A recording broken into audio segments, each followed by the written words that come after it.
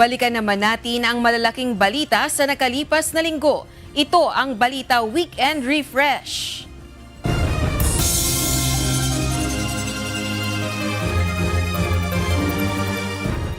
Ombudsman ilang beses na umanong inalok ng kopya ng kontrobersyal na Cabral Files. CPU ni former DPWH Undersecretary Catalina Cabral isa sa ilalim sa Digital Forensic Examination. First of all, the Office of the Ombudsman has actually been approached by multiple sources claiming to possess copies of the supposed Cabral files. Dating DPWH Yusek Cabral hindi tinulak o tumalon sa bangin batay sa forensic report ng PNP. Makikita niyo po na may mga vegetations ng konti. Pero as the result of the 3D scanning, mga 0.2 meters lang ang kanyang layo doon sa base of the ravine. So talagang hindi siya tumalon or talagang nagpadaus-dus lang talaga siya. BICAM report para sa 2026 General Appropriations Bill niratipikahan na ng dalawang kapulungan ng Kongreso. Any objection? Chair is none. The Conference Committee report on the disagreeing votes on House Bill 4058 is hereby approved and ratified. All those in favor of the Conference Committee report say aye. Aye. All those against say nay. Mr. Speaker. The ayes have it. The said Conference Committee report is ratified. Nawawalang bride-to-be natagpuan na. Sierra de Juan nakararanas umano ng financial distress. Mayor Benjamin Magalong may hawak umano ng kopya ng Cabral Files. Yusek Catalina Cabral nahirapang magpaliwanag doon ng tanungin tungkol sa DPWH files ayon kay Mayor Magalong.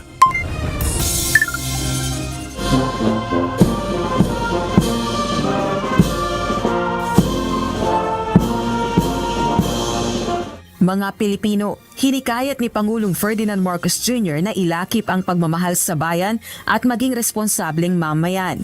Pagpapakatatag at paninindigan sa katotohanan, binigyang diin naman ni Vice President Sara Duterte sa pagdiriwang ng 129th Rizal Day. Rehabilitasyon sa ilang bahagi ng EDSA, natapos na at bukas na sa trapiko. 3 bagong istasyon ng EDSA busway, target tapusin sa uling bahagi ng 2026.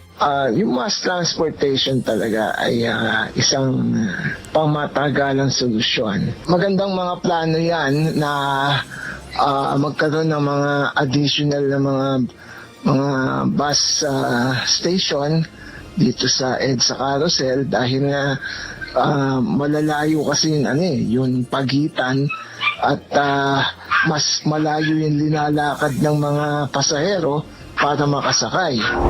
Seguridad sa mga ospital, pinahihigpitan ng Department of Health matapos ang mga tangkang pagdukot ng sanggol. Yung security measures sa ER. Kasi alam ng suspect na kung dumaan siya sa main and exit, hihingan siya ng discharge slip. Alam niya kabisado niya. Mukhang inaral na niya yung proseso ng ospital. So nakisabayan siya sa labas sa ER.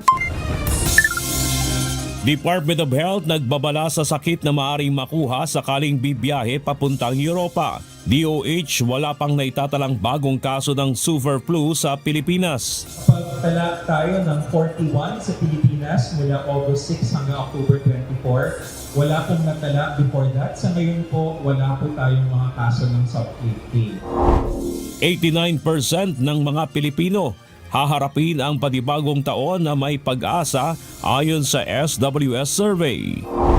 53 persons deprived of liberty o PDLs pinalaya mula sa Talisay City Jail bago ang pagpapalit ng taon.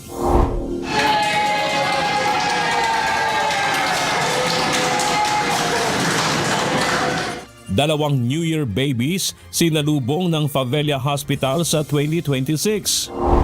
UNTV News and Rescue Team rumisponde sa iba't ibang emergencies kasabay ng pagdiriwang ng pagpapalit ng taon.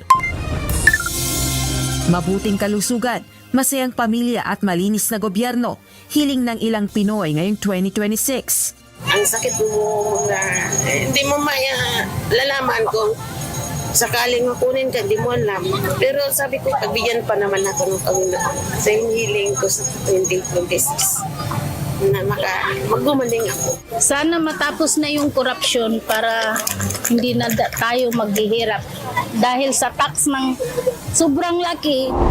66 na istruktura na sunog sa kasagsagan ng pagsalubong sa taong 2026. Naitalang sunog mas marami ngayong pagsalubong sa 2026 ayon sa Bureau of Fire Protection. Or alas 6 ng umaga ng Disyembre 31 hanggang January 1 ng alas 6 ng umaga. Kung structural na sunog po ay 66 total at may vehicular firing po na siyam.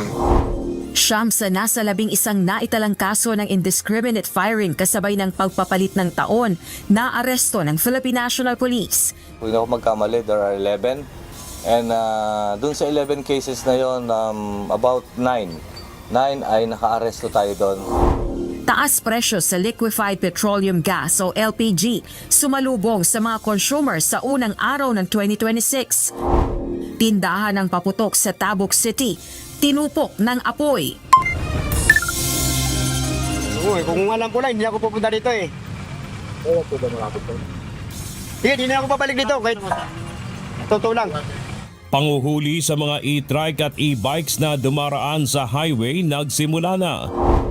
Umano'y pagbabawal sa panghihimasok ng mga politiko sa mga ayuda programs ng pamahalaan simula ngayong taon pinagdududahan. Ang pangunahing pinagbabawal niya ay na magpakita sa distribution ng ayuda ang mga politiko. Hindi naman po bago to.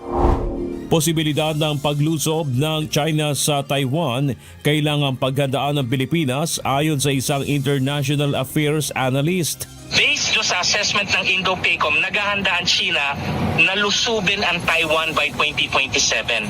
So ang mga sasabi ko talaga, dapat natin talagang paghandaan kung ano man ang mangyayari. At DOH na babahala sa pagtaas ng road crash injuries sa holiday season sa 82%.